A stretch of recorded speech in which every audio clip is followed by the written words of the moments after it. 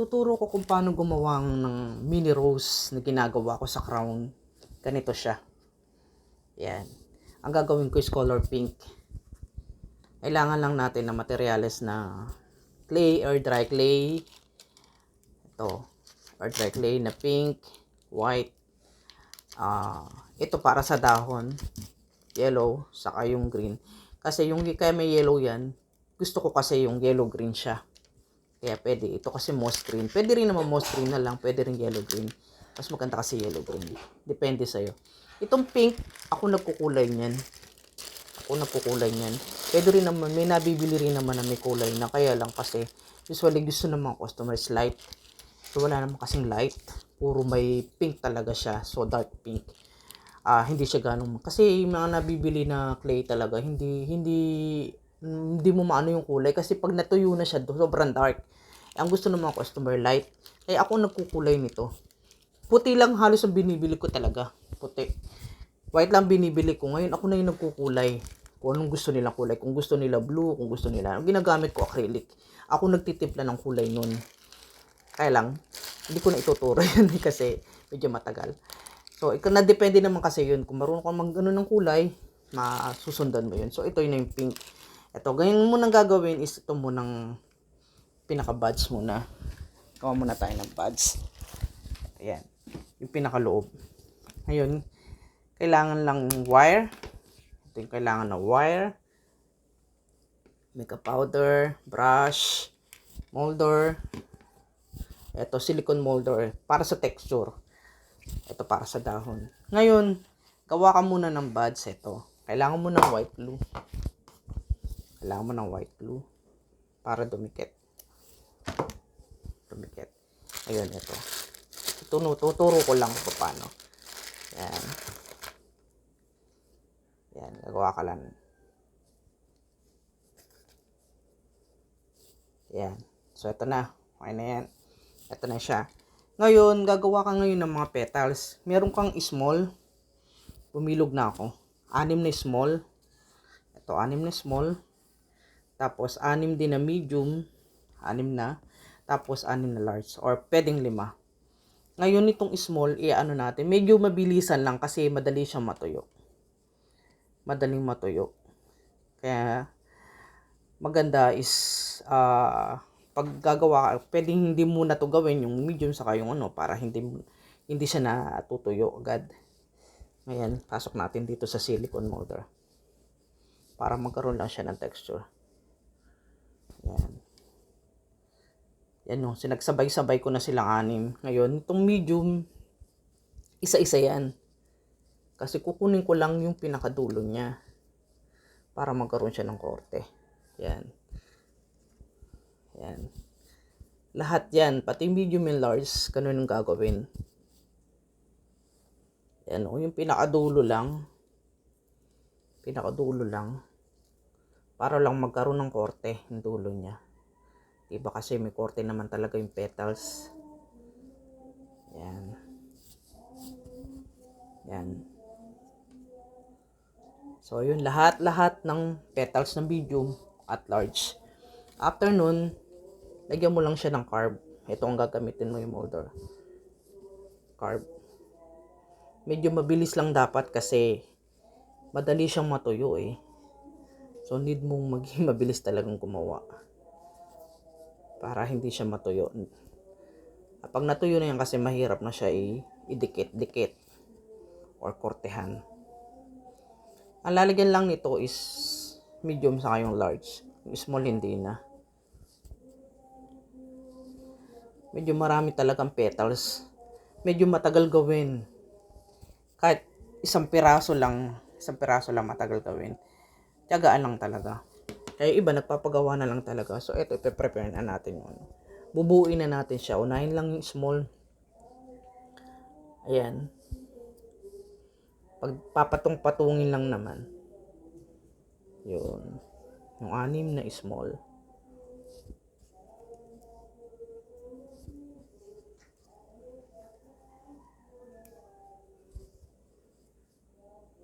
Yan. Press mo lang dito sa alambre. Para mo po. Di matanggal. Medium naman.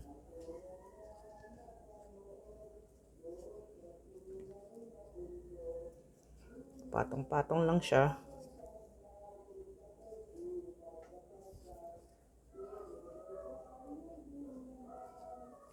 Depende sa'yo kung gaano kalaking gusto mong rose. Gaano kalaking gustong size. Ito kasi pang mini lang to kasi. Pang crown siya. Hindi naman kasi maganda yung masyadong malaki kasi hindi na makikita yung mukha ng poon. Ayan. So nabuo na. Ito na siya. Ayos mo lang. Ito na siya. Buo na yan. Ayan. Pagkabuo niyan, lalagyan mo lang siya ng sepal na green. Sepal na green. Yung nasa ilalim. Pwede rin namang wala. Depende sa'yo kung gusto mo. Kasi sa crown naman, hindi naman siya kita eh. Gawa mo lang maliliit na patusok. 4 lang naman. Tapos, pwede mo siyang kupit-kupitan para may porte. Pwede rin hindi. Depende sa'yo. Ayun. Lagay mo to. Sepal to. Ayan. Pwede rin namang wala eh. Pwede rin meron. Pero turo ko na rin paano gawin. Ayan. Ito na siya. Buo na yung rose. Tapos, kukulayan na. Yung pinakagitna. Ginagamit ko is makeup powder. Nabibili din to online. Depende sa'yo. May iba-ibang kulay niyan. May pink, may dark pink, may fuchsia pink. Iba-iba. Tapos ito ilalagay yan, dapat medyo tuyo na yung clay. Kaso tuturo ko paano ilagay. So yan. Dito lang naman sa gitna para meron siyang shades. Ayan na. Ganun lang. Okay, okay na yan. Ito. Korte mo lang. Tapos na. Lagay mo lang sa foam para hindi ma-deform. Yung gagawa na tayo ng dahon. Dahon. Paggawa ng dahon, kailangan lang is yung